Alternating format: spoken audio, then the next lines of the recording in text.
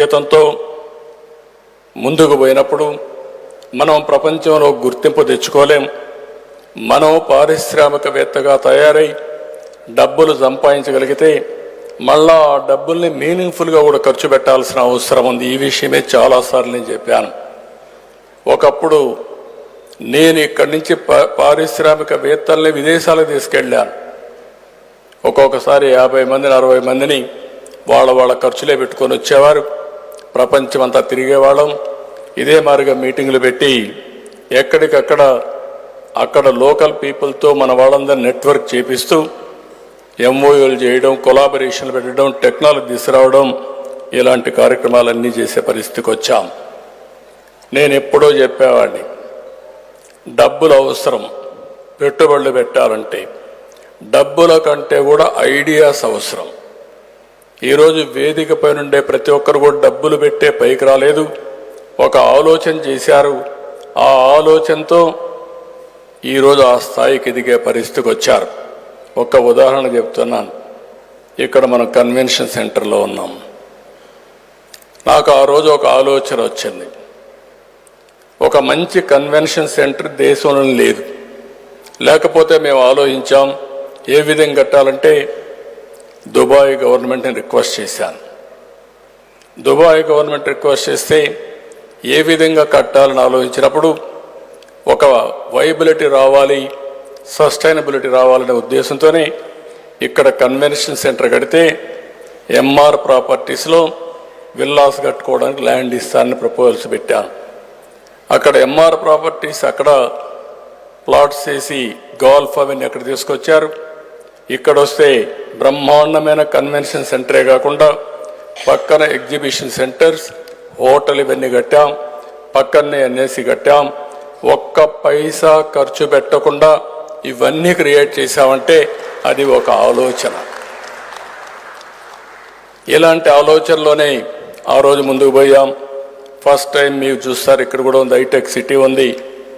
Hitech city కట్టినప్పుడు ఏం చేయాలి, ఐటీకి దారి ఏంటని ఆలోచించినప్పుడు మొట్టమొదటిసారిగా హైటెక్ సిటీ కట్టాం.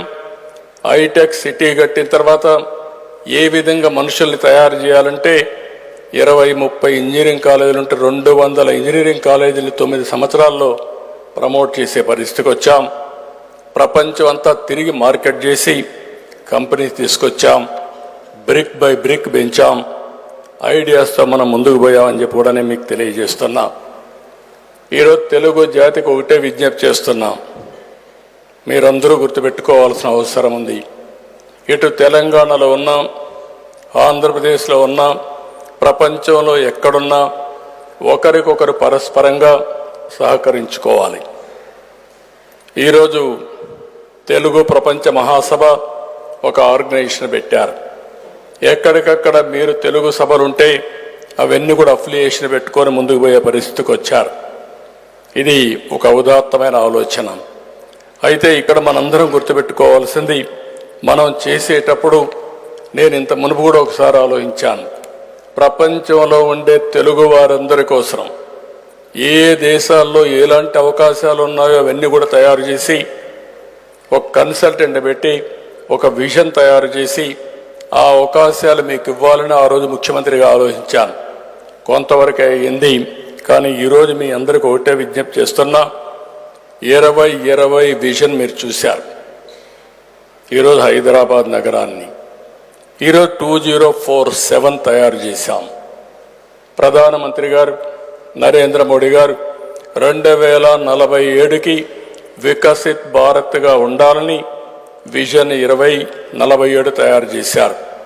నాకు ఏమాత్రం అనుమానం లేదు, 2047కి భారతదేశం ప్రపంచంలోనే నెంబర్ 1 కానీ నెంబర్ 2 స్థానంలో ఉంటాం. దీంట్లో ఎవ్వరికి ఎలాంటి అనుమానమే అవసరం లేదు. దానికి కూడా కారణాలు చూస్తే ఫస్ట్ మూవర్ టెక్నాలజీలో మనం అడ్వాంటేజ్ తీసుకున్నాం. డెమోగ్రఫిక్ డివిడెంట్ ఒక అడ్వాంటేజ్గా వచ్చింది. ఆంటర్ప్రెన్యూర్ స్కిల్స్ మనకు అబ్బాయి. ఈ 3 కూడా డెడ్లీ కాంబినేషన్. ప్రధానమంత్రి గారు 2047 వికసిత భారత్ కోసం చేస్తే నేను స్వర్ణాంధ్రప్రదేశ్ 2047 తయారు చేశాను. ఇందులో కూడా